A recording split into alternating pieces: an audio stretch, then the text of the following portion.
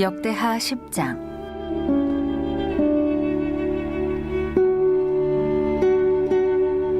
르호보암이 세겜으로 갔으니 이는 온 이스라엘이 그를 왕으로 삼고자 하여 세겜에 이르렀음이더라. 느밧의 아들 여로보암이 전에 솔로몬 왕의 낯을 피하여 애굽으로 도망하여 있었더니 이 일을 듣고 여로보암이 애굽에서부터 돌아오매 무리가 사람을 보내어 그를 불렀더라.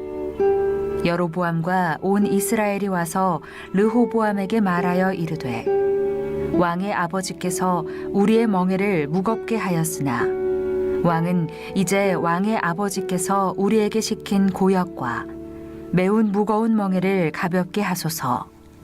그리하시면 우리가 왕을 섬기겠나이다. 르호보암이 그들에게 대답하되 3일 후에 다시 내게로 오라 하매 백성이 가니라.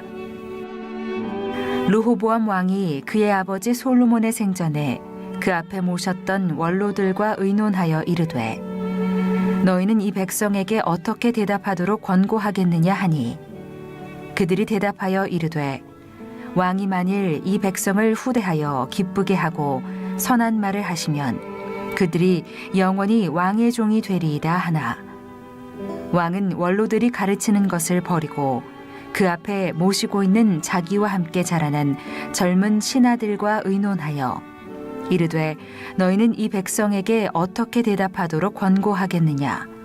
백성이 내게 말하기를 왕의 아버지께서 우리에게 매운 멍에를 가볍게 하라 하였느니라 하니 함께 자라난 젊은 신하들이 왕께 말하여 이르되 이 백성들이 왕께 아뢰기를 왕의 아버지께서 우리의 멍에를 무겁게 하였으나 왕은 우리를 위하여 가볍게 하라 하였은즉 왕은 대답하시기를 내 새끼손가락이 내 아버지의 허리보다 굵으니 내 아버지가 너희에게 무거운 멍에를 매게 하였으나 이제 나는 너희의 멍에를 더욱 무겁게 할지라.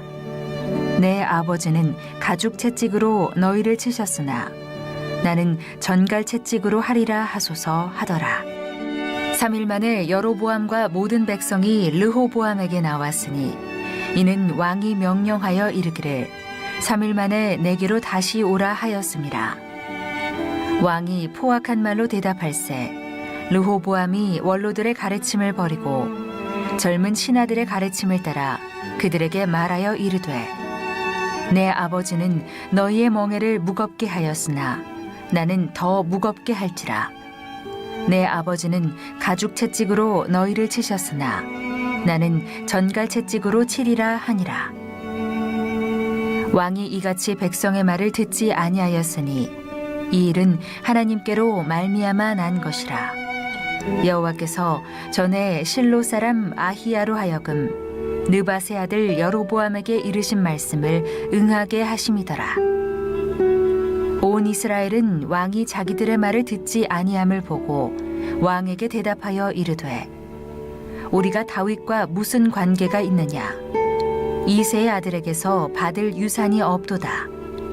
이스라엘아 각각 너희의 장막으로 돌아가라. 다윗이여 이제 너는 내 집이나 돌보라 하고 온 이스라엘이 그들의 장막으로 돌아가니라.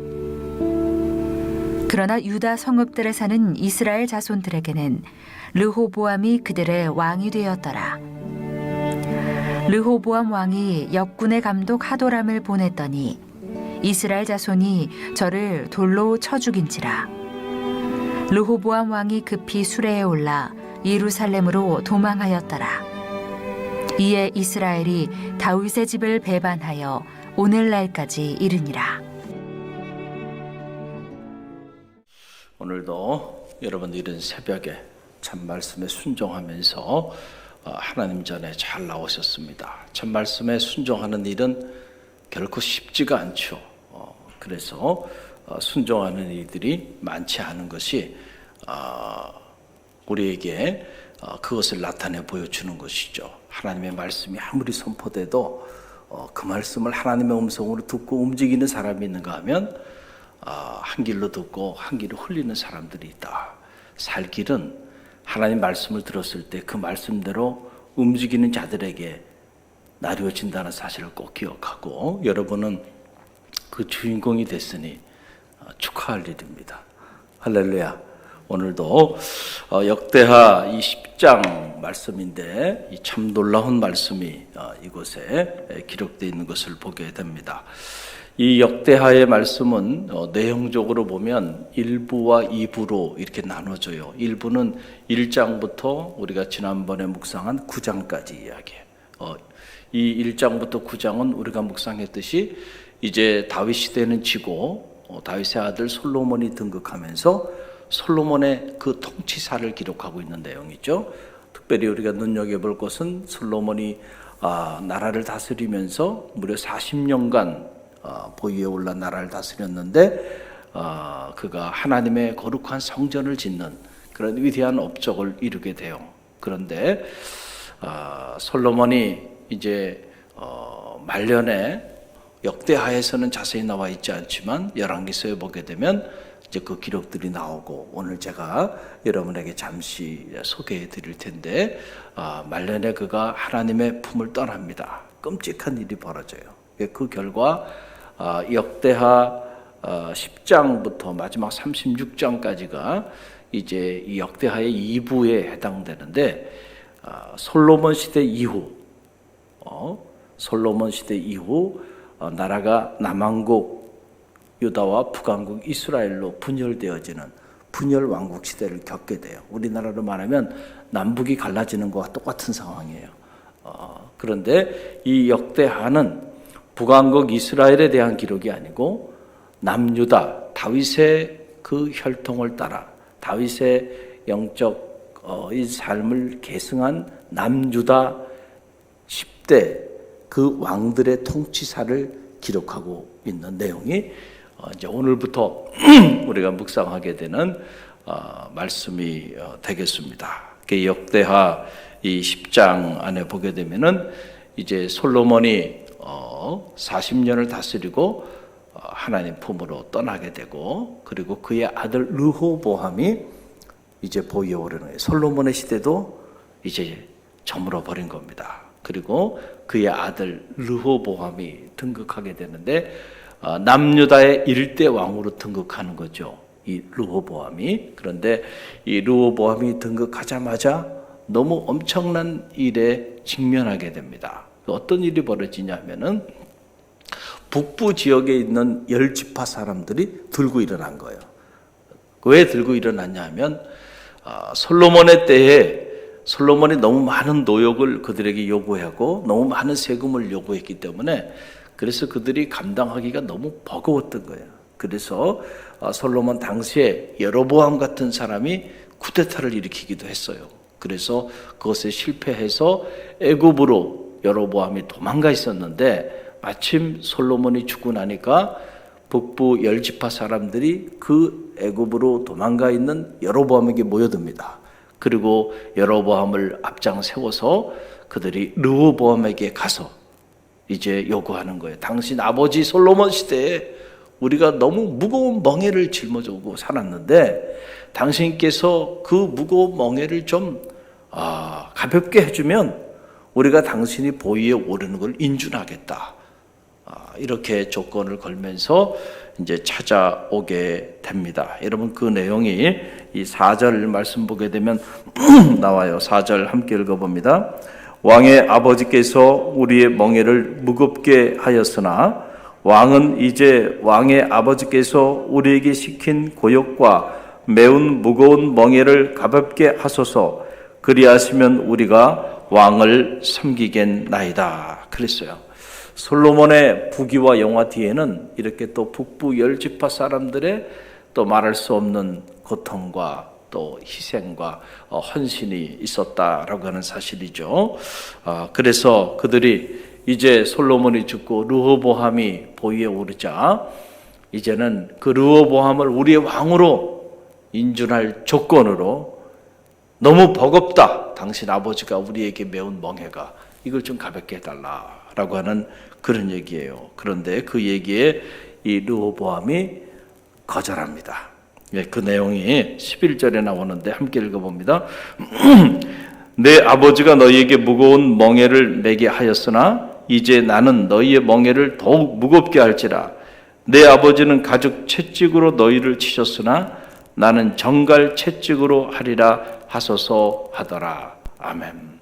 자, 그들이 이렇게 와가지고 얘기를 하니까 르호보암이 처음에는 나라의 원로들을 모시고 이야기를 들어요. 그랬더니 원로들이 뭐라고 얘기하냐면은, 그래, 그 사람들의 요구를 받아들여서 그 사람들과 더불어 나라를 이루소서. 그러는데 르호보암의 원로들의 이야기를 듣지 않아요. 그리고 젊은 신하들을 데려옵니다. 그리고 젊은 신하들 얘기를 들어보니까 젊은 신하들은 혈기가 왕성하잖아요. 그놈들 괘씸하단 말이죠. 더 강하게 하십시오. 그랬더니 르호보암이 젊은 신하들의 얘기를 듣고 지금 이런 결정을 내린 거예요. 그래서 우리 아버지가 너희에게 가죽 채찍으로 너희를 치셨으나 나는 정갈 채찍으로 치겠다. 우리 아버지 시대보단 더 무겁게 하겠다. 젊은 사람들이 꿈이 있고 열정이 있고 이런 건 참 좋아요. 그런데 가만히 보면 젊은 사람들이 경솔하고, 그리고 젊은 사람들이 때로는 무모하고 때로는 경륜이 부족하다 보니까 이렇게 실수를 할 때가 많이 있어요. 그래서 젊은 사람들이 늘 나이 드신 분들의 그 연륜을 경청할 수 있는 지혜도 필요한 거예요. 할렐루야. 특별히 우리가 신앙생활 하면서 특별히 이렇게 보면 그래도 옛날에 신앙생활 했던 분들하고 지금 신앙생활하는 젊은 세대하고 이렇게 비교가 되잖아요. 보면은 참 걱정스럽다 라는 생각들을 많이 하게 됩니다. 그만큼 우리 신앙이 젊은 세대로 가면서 점점 성숙해지고 아름다워지면 좋을 텐데 그렇지 못한 모습을 보게 돼요. 그 원인은 어디에 있냐면 우리 세대가 신앙의 유산을 잘못 물려줬기 때문에 그래요. 책임이 어디 있어요? 우리에게 있지 젊은 세대에게 있는 게 아니에요. 그러니까 여러분들 여기 계신 분들 자녀 세대에게 잘 가르쳐야 돼요. 할렐루야. 예배 생활은 어떻게 해야 되고, 기도 생활은 어떻게 해야 되고, 헌금 생활은 어떻게 해야 되고, 기본적인 게. 근데 그 기본이 돼 있질 않아요. 참 그래서 이렇게 걱정이 있어요. 걱정이 있어. 그 책임이 어디 있을까? 우리 세대에게 있는 거예요. 오늘 역대하 10장을 보면 그 비밀이 그대로 다 드러나요. 그게 중요한 건 르호보암이 그래서 판단을 잘못합니다. 여러분, 리더가 판단을 잘못하면 그 잘못한 판단 때문에 온 나라가 어려움을 겪게 되는 거예요. 자, 이 일로 인하여 북왕국 이스라엘과 남유다가 완전히 갈라져 버리는, 왕국이 분열돼 버리는 분열 왕국 시대를 맞이하게 되네요. 한 사람의 잘못된 선택이요, 이렇게 무서운 결과를 가져오게 되는 겁니다. 그래서 나라가 두 쪽이 나서 완전히 갈라져 버리게 되는. 그래서 오늘 19절을 보세요. 끔찍한 기록이 나오죠. 19절 그 결과입니다. 함께 읽어봅니다. 이에 이스라엘이 다윗의 집을 배반하여 오늘날까지 이르니라. 이스라엘이, 이 이스라엘은 북왕국 이스라엘을 말하는 거예요. 북쪽에 있는 사람들, 그 사람들이 다윗의 집 남유다를 배반해서 완전히 갈라져 버려요. 나라가 통일 왕국 시대를 이뤘던 다윗의 그 엄청난 나라가 이제는 르호보암의 시대에 와가지고 두 쪽이 나고 갈라져 버리게 되는 이런 안타까운 삶의 자리에 놓이게 된다. 여러분, 모든 일에는 원인이 있죠. 이런 일들이 우연히 일어났겠는가?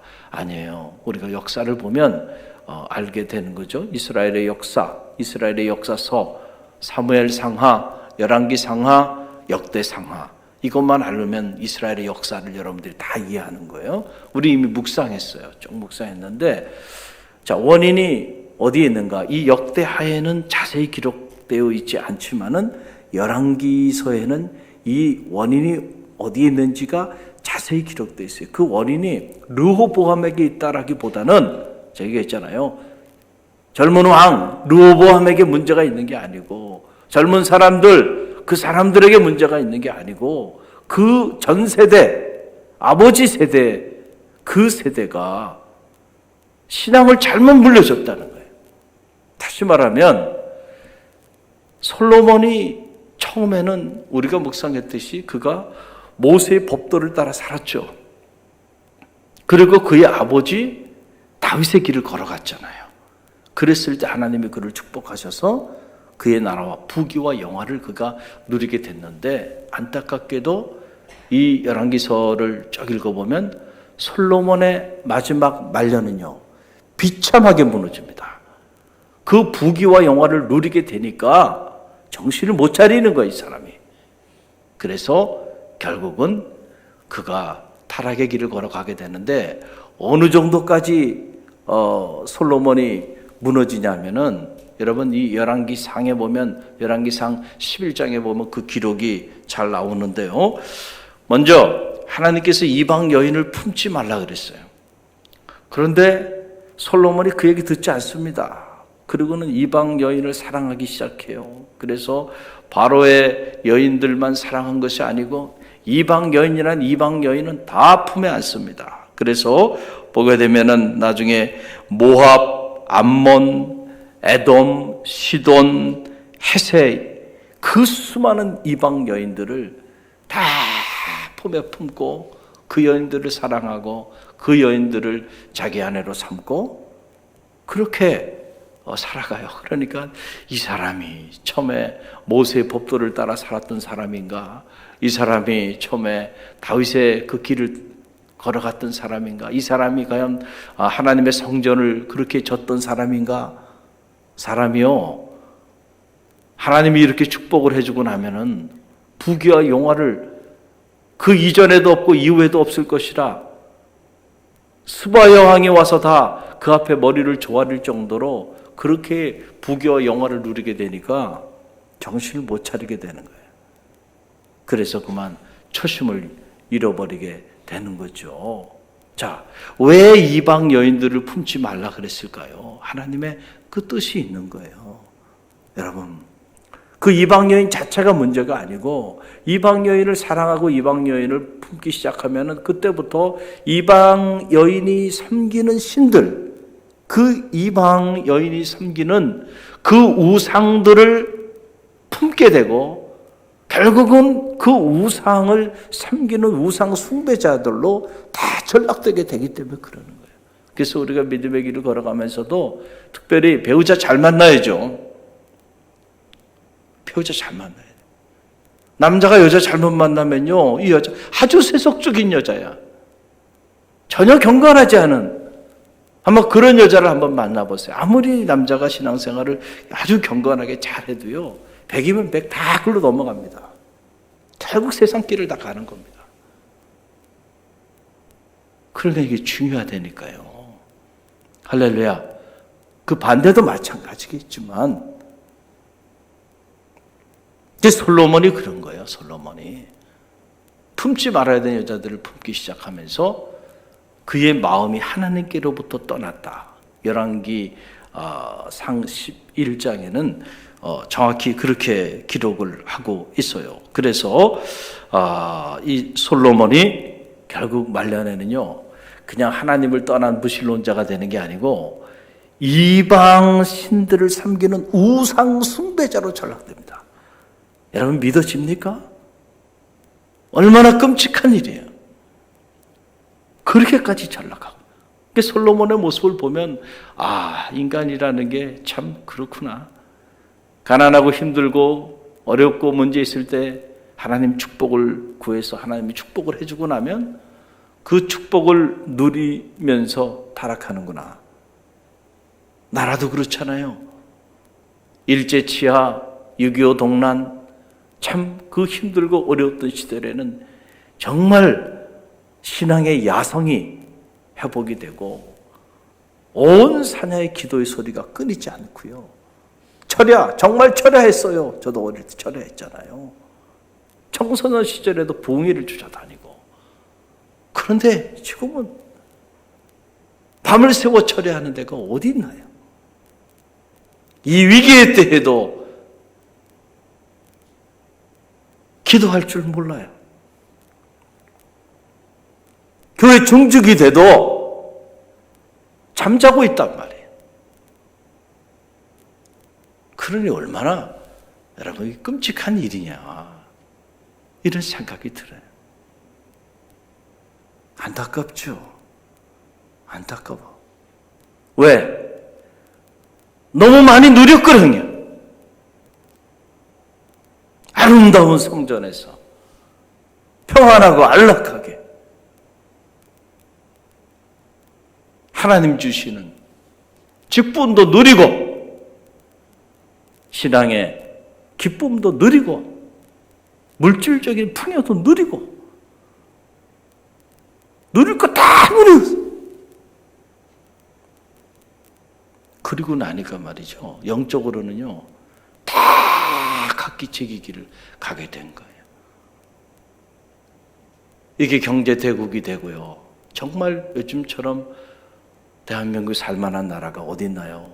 모든 것이 풍요롭고 자유가 있고 할렐루야. 근데 그걸 누리다 보니까 사람들의 마음들이 다 하나님을 떠나는 거예요. 우리 생각에는 하나님이 이렇게 축복해 줬으니까 그러면은 이제는 더 열심히 더 감사하는 마음으로 하나님께 나와서 그 세대 그 다음 세대들이 더 하나님을 영화롭게 해야 될 것 같은데 그렇지 않다니까요. 그렇지 않아요. 솔로몬을 봐요. 솔로몬. 이것이 한 개인의 역사일 뿐만 아니고요. 한 국가의 역사도 똑같다는 거예요. 똑같아요. 이스라엘 역사를 보면 8세기, 9세기 이스라엘이 번영했던 그 시기에는 다 타락했고 거짓 예언자들이 난무했고요. 그래야 아모스 같은 선지자가 나타나서 하나님의 메시지를 선포하고 그러나 그 참 예언자들은 다 그 시대에는 돌을 맞았던 거예요. 역사를 보면 이런 것들이 보이는 거죠. 참 안타까워요. 솔로몬이 우상 숭배자로 전락됐다니까요.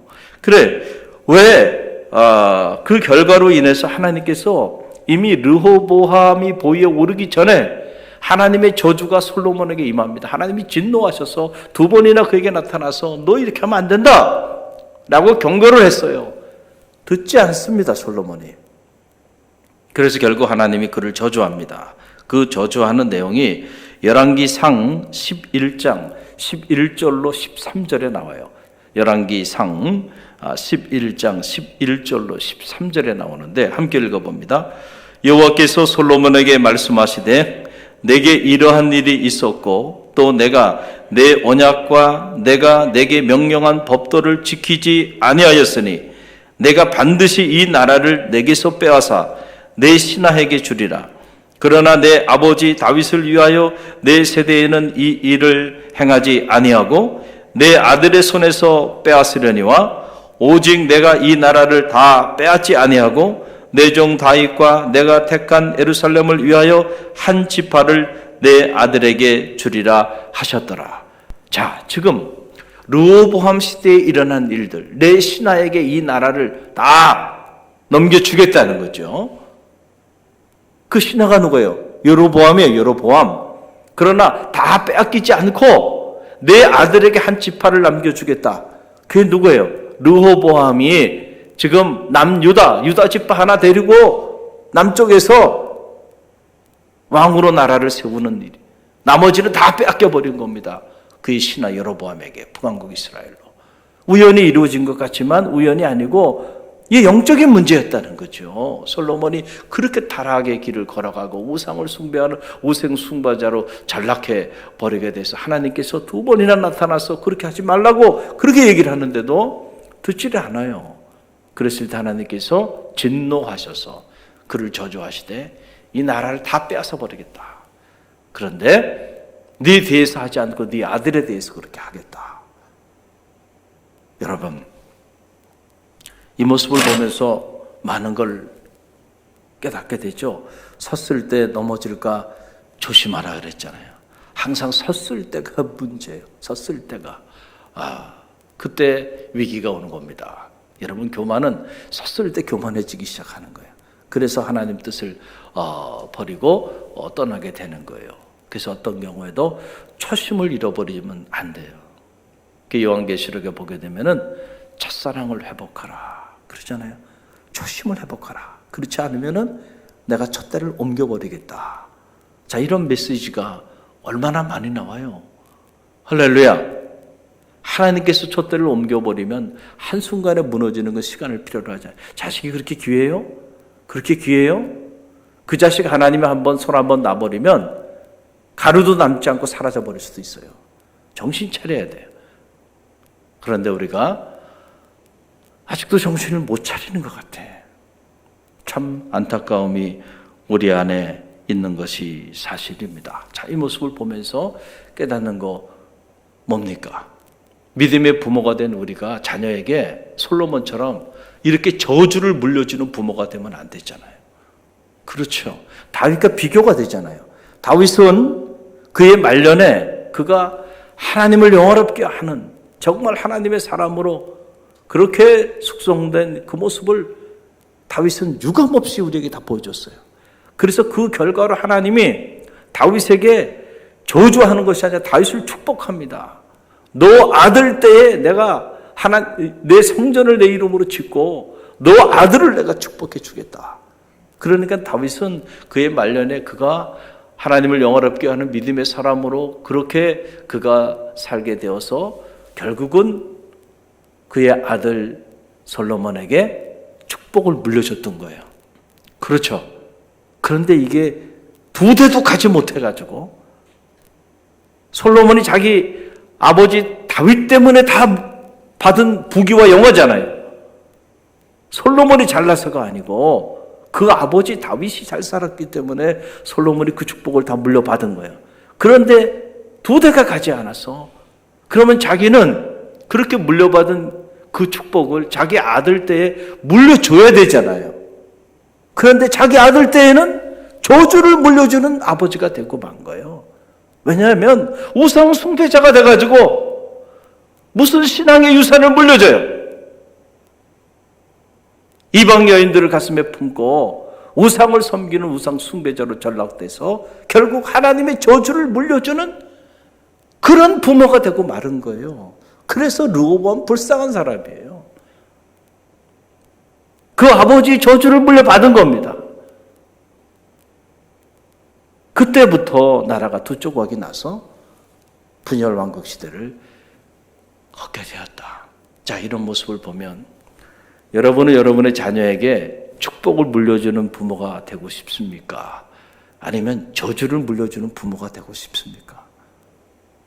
오늘 여러분의 자녀가 믿음 안에서 제대로 신앙의 길을 걸어가고 있지 않다고 한다면 자녀를 탓하기 전에요. 여러분 자신을 점검해 보세요. 여러분이 여러분의 자녀에게 자녀가 어릴 때부터 어떤 신앙의 유산을 물려줬는지를 또 지금 물려주고 있는지를 점검해 보세요. 그 책임의 90% 이상이 누구에게 있겠어요? 바로 여러분에게 있다는 사실을 꼭 기억하세요. 우리 기성세대가 우리 다음 세대, 교학교 이 젊은 세대가 무너진다 그러는데 왜 무너지고 있는가?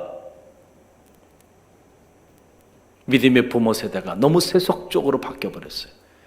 그래서 자녀들에게 너무 세속적인 유산들을 물려주니까 그 아이들이 그걸 보다가 세상을 향해 달려가게 되는 거예요.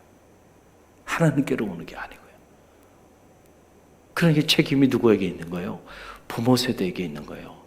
한국교회 다음 세대가 무너지는 거 여러분 그 전 세대들에게 허락해 주셨던 그 놀라운 신앙의 그 축복들을 물려받아서 이만큼 자유롭게 이만큼 부강하게 이만큼 풍요로운 자유를 구가하면서 한국 근대사에 그 유례도 없는 그런 축복을 다 누린 세대예요.